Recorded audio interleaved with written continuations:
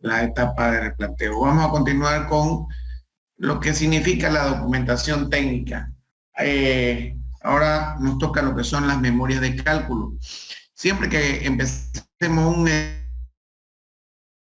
edificio, que querramos construir un edificio, que estemos en el proceso de ejecución de un edificio, también se le dice, tenemos que tener el personal adecuado siempre en obra para hacer las debidas verificaciones en toda principalmente la estructura del proyecto. Entonces, también en las instalaciones, tanto hidrosanitarias, combate de incendios, como las instalaciones eléctricas y todos los proyectos que componen la ejecución de la edificación. Dentro de ese, en todos y cada uno de los proyectos están las memorias de cálculo. Dichas memorias de cálculo no es ni más ni menos que el documento en el cual se plasman las decisiones de todos y cada uno de los proyectistas que estuvieron con la responsabilidad de elaborar los proyectos. Entonces,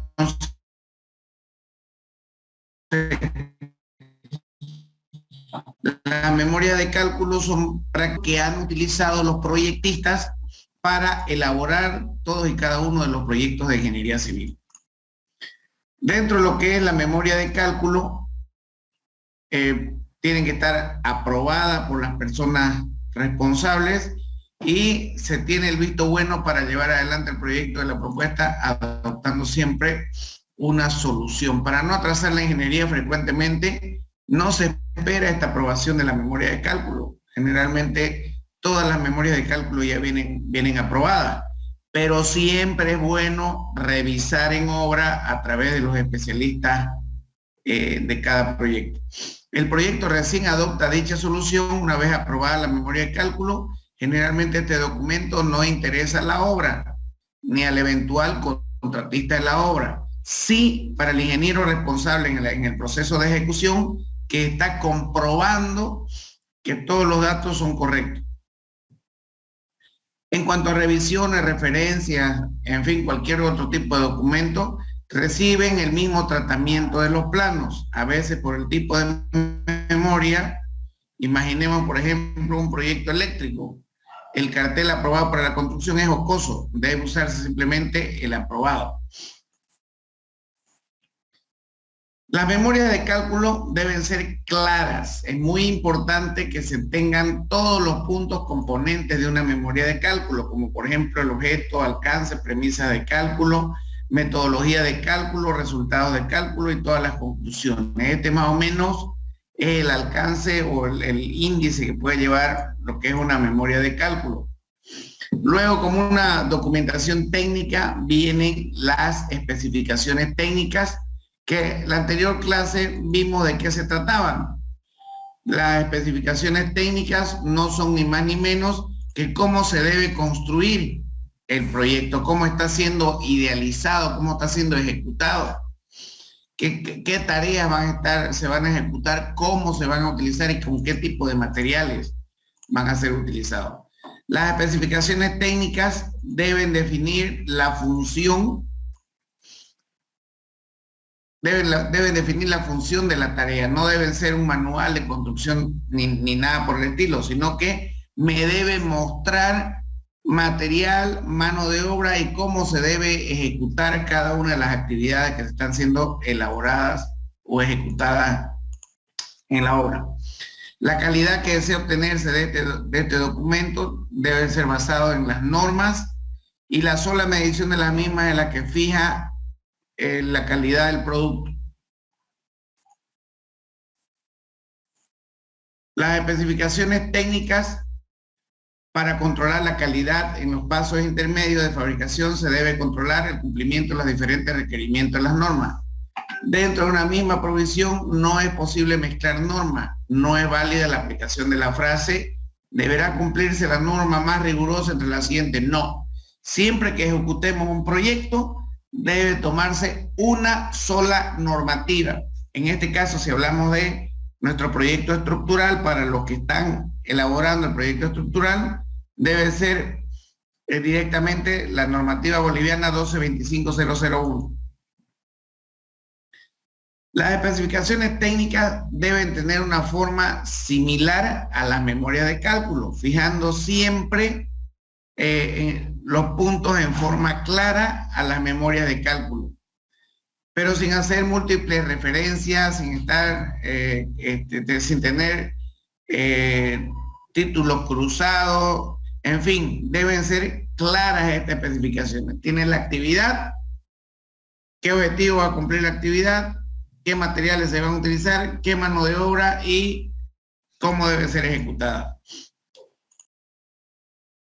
La claridad de las especificaciones técnicas es muy importante. Se deben separar los puntos que la componen en forma evidente, teniendo especialmente en cuenta que estos puntos afectan a empresas que no trabajan dentro del proyecto. Debe facilitarse la rápida comprensión para lograr una cotización conveniente. Todos los títulos que alcanzan o que están dentro de lo que es una especificación técnica, podemos verlo en pantalla. Tiene que tener un objeto, un alcance, características generales de las normas de aplicación, características particulares en las normas particulares, planilla de datos informativos y garantizados, ensayo y seguimiento de producción. Luego viene la planilla de materiales. En toda obra tenemos que tener la planilla general, también se la llama explosión de insumos. Al momento de que nosotros empezamos una construcción, si no sabemos esta planilla, vamos a estar a la deriva al momento de la ejecución del proyecto. Tenemos que tener un listado de todos los materiales que están presupuestados para que en función a eso podamos hacer las compras. En esta se definen los materiales requeridos en forma precisa y clara para todo el proyecto, detallando siempre las cantidades necesarias que surgen del cómputo de la obra y con mayoraciones eventuales debido a los criterios que dependen de cómo sea computado. Generalmente, si tenemos en hormigón, por ejemplo, 8 metros cúbicos, o 100 metros cúbicos en columna, en el análisis de precio unitario le vamos a poner 105, o siempre le vamos a poner un 5 o un 10% por demás, para estar siempre sobre seguro en nuestro presupuesto y en nuestro seguimiento de obra. Las pérdidas por robo y recortes exigen eventuales ulteriores mayoraciones que entran bajo la responsabilidad del contratista de montaje, cómo trabaja y cómo cuida el material. O sea, esta planilla nos va a ayudar a nosotros a tomar especial cuidado en el presupuesto de materiales que se ha desarrollado. Los materiales que se juzgan menores o de consumo y no se computan, considerándoselos parte no significativa, pero sí deben ser provistos para realizar el montaje. Por ejemplo, clavos, por ejemplo, hilos para replanteo, por ejemplo, algún tipo de material, en algunos casos podría ser hasta el alambre de amarre inclusive, ¿no? Que no se los computan, pero se los debe considerar como materiales menores o de consumo. El cómputo de los materiales menores, por ejemplo, la cinta aislante, el hilo de atar, como les decía, borneras, anillos indicadores, prensacables, terminables. Actualmente se está utilizando bastante en el encofrado de columnas o en el encofrado de vigas, los separadores que separan la armadura de la madera o del encofrado metálico. Entonces también ese es un material que no está, puede ser considerado menor. Corresponde al contratista del montaje, que generalmente lo hace con la ingeniería de obra o con estimaciones basadas en su experiencia. Todos estos materiales menores es de muy difícil cómputo, por lo tanto se los considera como directamente materiales menores. Las planillas de materiales tienen por objeto fijar las cantidades necesarias de cada componente en las especificaciones técnicas. Fijan un cambio de característica y calidad de los componentes. Por cada especificación técnica de cada actividad va a ir descrito el tipo de material que se va a utilizar. Las estimaciones de ingeniería, si bien es cierto que en la elaboración de proyectos ya viene detallado, ya viene todo, teóricamente todo asado y cocido, pero siempre es necesario realizar estimaciones principalmente de tiempo en el proyecto, por lo que es necesario siempre evaluar el todo del proyecto, siempre con un inicio y con un final de obra, desde obra gruesa hasta obra fina. Entonces es necesario trazar una estimación de tiempo de todo el proyecto antes de empezar a ejecutar el mismo. El trabajo de proyecto es esencialmente un trabajo mental, por lo que el recurso que se emplea es el hombre con las condiciones de idoneidad para la tarea que se debe hacer. Aquí viene lo que muchas veces dicen, pero si el ingeniero siempre para sentado ahí en su escritorio no hace nada, más trabaja un peón de albañil que un ingeniero. Entonces, el trabajo, para los que escuchen en alguna vez en su vida hablar a alguien de esa manera, el trabajo de escritorio que hace el ingeniero al momento de ejecutar una obra es lo más importante que hay para su desarrollo. Humea la cabeza porque hay que saber cómo hacerla, hay que saber desarrollar una buena planificación del proyecto, hay que conocer detalladamente los hitos de construcción que se tienen. Se presupone que se contará con el recurso adecuado y entonces el trabajo a hacer se evalúa en meses hombre u horas hombre, que insumirá finalmente en todo el proyecto. O sea, este trabajo necesariamente se lo tiene que hacer previo a la ejecución del proyecto.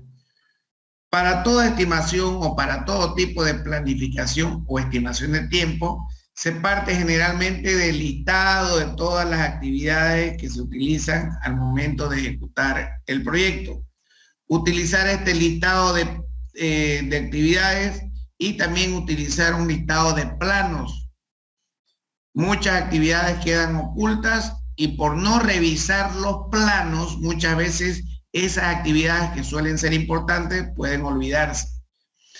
Se denomina genéricamente planos a todos los documentos correspondientes a la ingeniería a desarrollar. Ya hemos hecho esta aclaración. La documentación incluye planos propiamente dichos, especificaciones, memorias y planillas. Con la lista de planos, o mejor si es con la lista de actividades, se estima para cada uno las horas hombre que insumirá en las distintas categorías de personas que intervendrán en su realización, el ingeniero, el proyectista, el dibujante, en fin, es todo un equipo que se utiliza para desarrollar esta estimación de ingeniería o estimación de la administración del tiempo. La suma de todas las horas sobre la estimación total del trabajo, finalmente en meses hombre, que también se lo puede computar en horas hombre. La ejecución total de la ingeniería exige un encadenamiento de tareas de una misma disciplina, como también de todas las disciplinas que vayan a integrar la ejecución del proyecto, incluyendo a los proveedores. Las horas hombres previstas deben distribuirse en el tiempo de acuerdo a las condiciones que estamos viendo.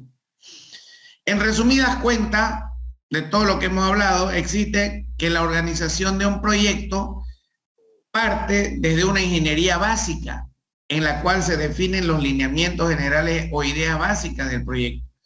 Luego viene una ingeniería de detalles, que es en la que se ajusta todos los valores y especificaciones de la ingeniería básica. Todo lo que trabajamos en la ingeniería básica, lo trabajamos en la ingeniería de detalles, desde los planos, planilla, plano de detalle, hasta las especificaciones técnicas. Como conclusión para este tema, que independientemente de cómo se organizan las empresas que intervienen en los distintos esquemas vistos, deben existir equipos de trabajo con funciones bien definidas. En todas las obras de construcción de edificios hay un equipo técnico de trabajo que me está revisando constantemente todo lo que se debe hacer en cuanto a revisiones de planos, revisiones de especificaciones técnicas, revisiones de cálculos estructurales, revisiones de todos y cada uno de los proyectos que se están ejecutando en la obra. Para desarrollar la ingeniería básica se necesita un equipo de planeamiento que define el qué quiere que tenga la obra. Equipo de ingeniería básica define cómo se debe hacer. Equipo de aprobación revisa lo ejecutado como ingeniería básica y lo aprueba.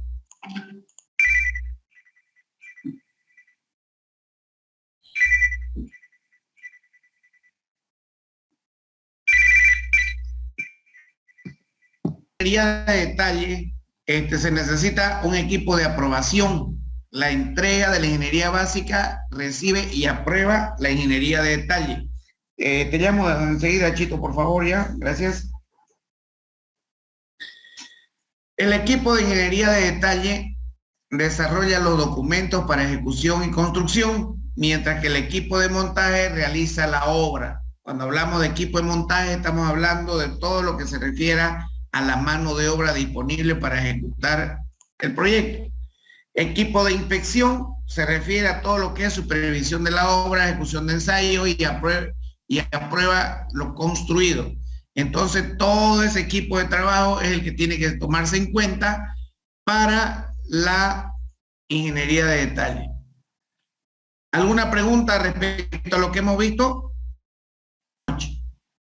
Una consulta. Cuando habló de la memoria de cálculo, nos comentaba que, perdón, decía que si bien, por decirlo así, no la necesitan al momento de la construcción, creo que sí lo necesita, o al menos la sociedad de ingenieros, ellos le dan una chequeada, ¿no? Para ver si todo está bien y le remarca, si hay algo que subsanar.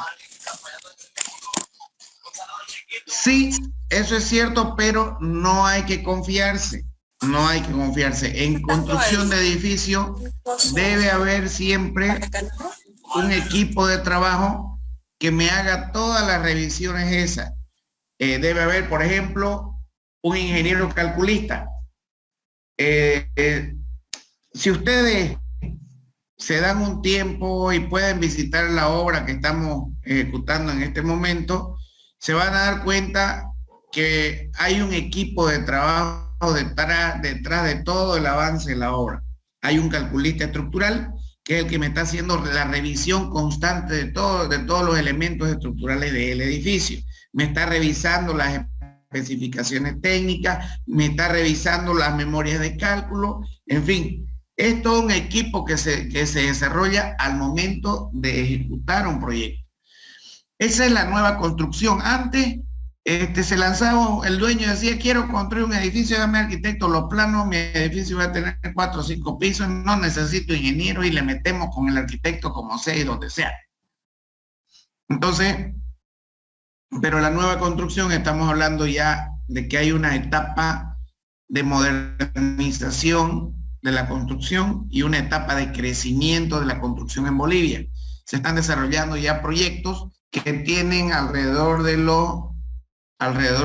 más de 100.000 metros cuadrados de construcción. Entonces, para ese tipo de proyecto es necesario tener en obra el equipo que se requiere para cada una de las especialidades. ¿Se entiende? ¿Alguna otra pregunta? Disculpe, ingeniero, igual en los puntos a incluir en la especificación técnica hablaba de características generales con normas de aplicación general y características particulares con normas particulares. No sé si por favor me puede explicar un poco a qué se refiere esa parte de características particulares. Ya, por ejemplo, cuando hablamos del hormigón, entonces el hormigón necesita tener sus características particulares, por ejemplo, del ensayo de la compresión. Entonces, dentro de las especificaciones técnicas de los hormigones, debe especificar, vamos a trabajar con un hormigón de resistencia a la compresión H25 o 250 kilogramos por centímetro cuadrado.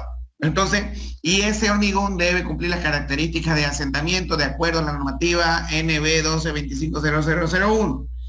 Si hablamos del acero utilizado en obra, esas características deben estar de acuerdo a la normativa ASTM y tienen su normativa de acuerdo al tipo de proyecto. En realidad, la normativa que se utiliza en cuanto a ensayos de laboratorio de la AASHTO, de la ASTM, todas las instituciones que hay a cargo de normar el uso de hormigones y fierro, se refiere a esas normas y características generales y particulares. ¿Qué tipo, principalmente, qué tipo de material se va a utilizar para ese tipo de proyecto?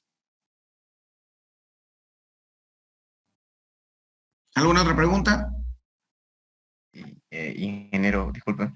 Este, todo lo que se refería a especificación técnica, tengo igual entendido que va muy ligado a lo que es el análisis de precio unitario. Y si mal no recuerdo, en la materia de presupuesto, creo que por cada análisis de precio unitario tiene su propia especificación técnica, ¿no? Al menos en el programa que estamos utilizando, el QUARC, creo que es así.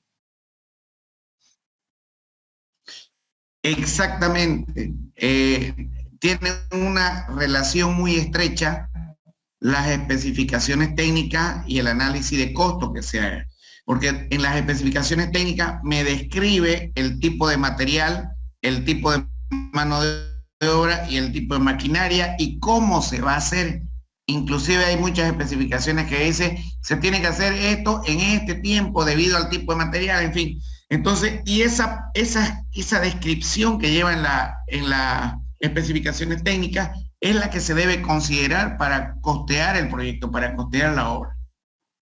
Tiene mucha razón, están muy ligados las especificaciones técnicas al costeo de la obra. Por eso es que se considera como una documentación técnica. ¿Alguna otra pregunta? ¿Duda? Ingeniero, una última consulta. Era referido al tema del cómputo de los materiales menores, ¿no? Tengo entendido de que, por decirlo así, es un poco más complicado cuantificarlo, darle exactamente cuánto, una cantidad, ¿no? Y en la materia de costo nos hablaban de que para obtener lo que es la cantidad de materiales menores, se toma o bien como una unidad global o como un porcentaje, ¿no? Decía, por ejemplo, digamos que si yo cuantifico que voy a gastar 1 millón de bolivianos, lo que es hormigones, digo, voy a tomar un 1% de eso y al final destino 10.000 para los materiales menores. No sé si me puedo explicar un poco más cómo se hace. Cuando hablamos de análisis de costo, análisis de precios unitarios, yo no le voy a poner, jamás se le pone en un análisis de costo, por ejemplo, separadores para encofrado, clavo, alambre de amarre muchas veces, ¿no? Entonces, o se adopta un valor de acuerdo a la experiencia o se adopta un porcentaje. Por ejemplo, si hablamos de hormigones armados, generalmente el valor que se adopta por metro cúbico de hormigón armado, en cualquiera estamos hablando entre 1.5 y 2 kilogramos por metro cúbico de alambre de amarre. El mismo valor puede ser tomado para clavo, dependiendo del tipo de encofrado que vayan a necesitar, porque si van a necesitar un encofrado metálico, entonces ya el valor del clavo ya está por demás, ¿no es cierto? Entonces, es muy cierto eso, esa relación que hay de materiales menores es de muy difícil cuantificación. Por lo tanto, generalmente se adopta entre un 3 a un 5% o directamente en la planilla de análisis de precio unitario se adoptan los valores entre 1.5 y 2 kilogramos por metro cúbico cuando hablamos de hormigones armados, ¿no?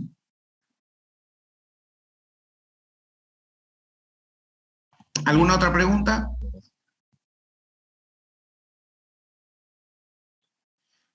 Bien, les voy a dar un práctico, por favor, anótense por ahí.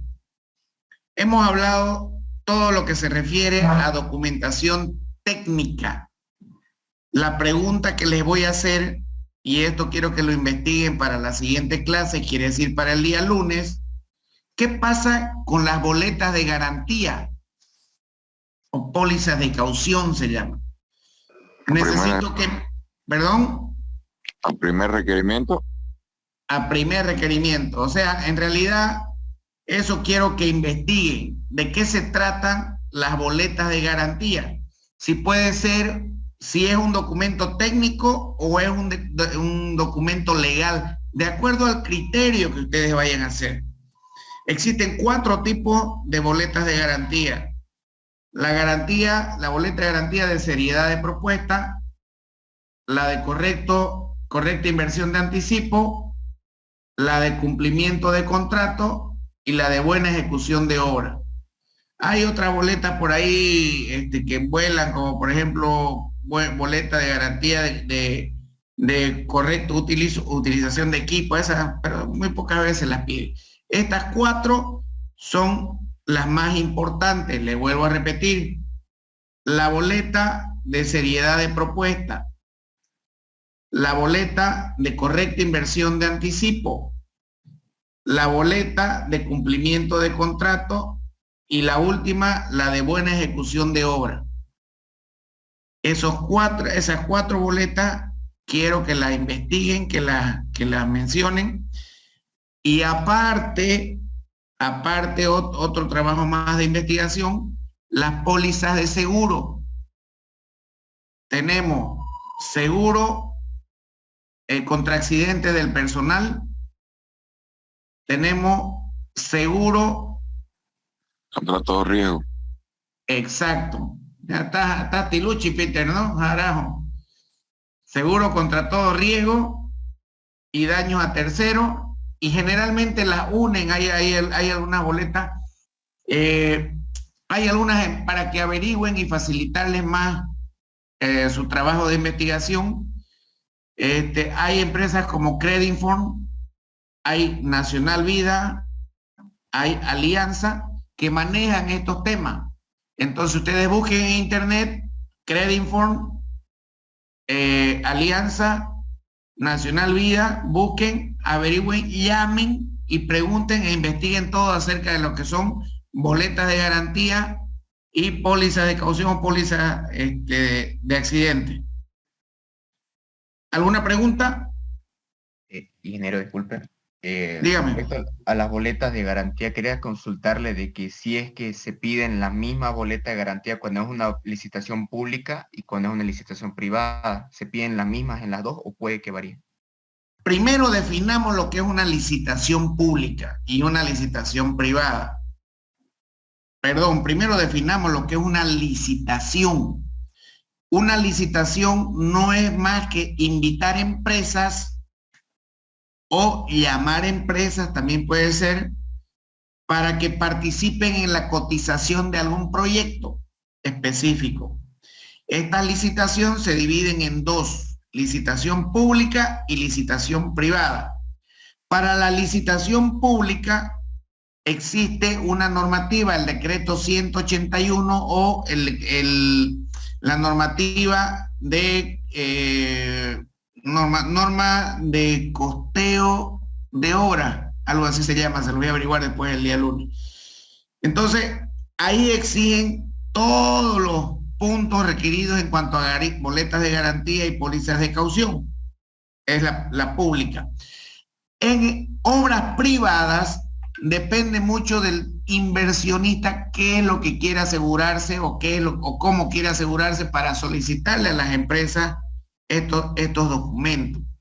Entonces, hay una diferencia y no siempre en licitaciones privadas piden lo mismo que una licitación pública.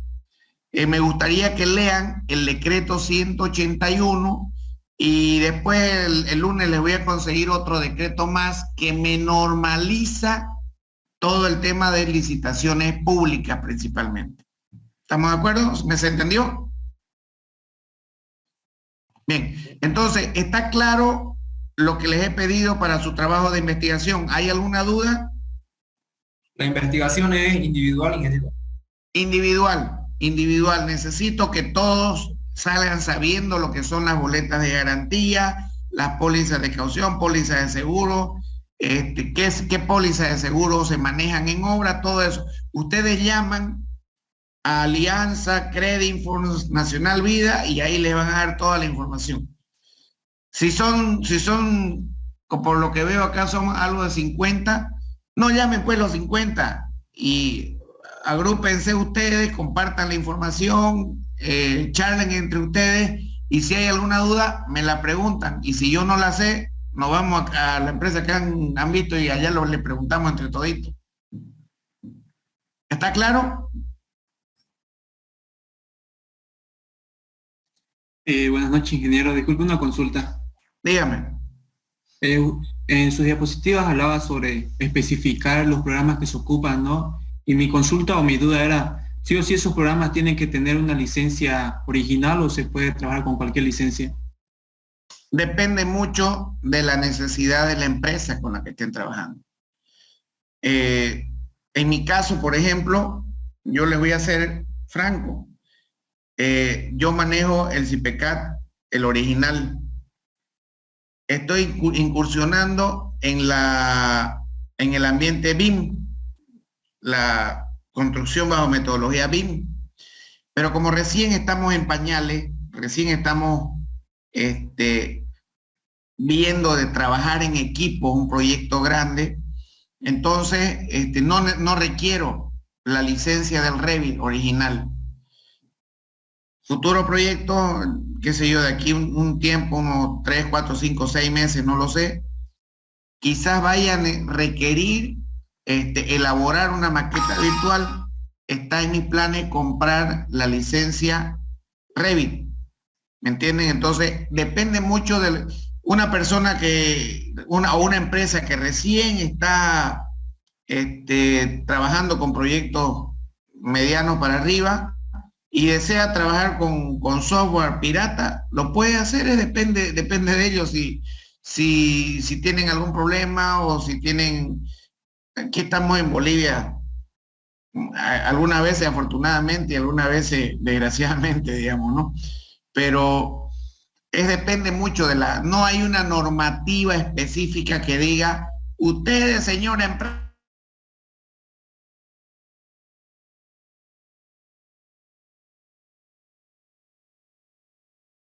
para construir así. No hay una normativa. Cada quien es libre de trabajar como bien le parezca. ¿Se entiende? Sí, ingeniero, gracias. ¿Alguna otra pregunta? Ingeniero, ¿esto dónde se lo enviamos? ¿Cómo? Al correo de la materia. Lo di el primer día, por favor, si alguno de ustedes tiene el correo de la materia, envíen la foto al grupo y lo envían todo al correo de la materia, ¿ok?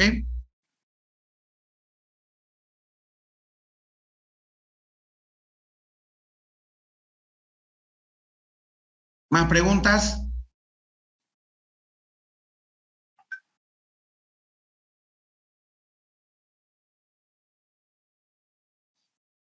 Bien, jóvenes.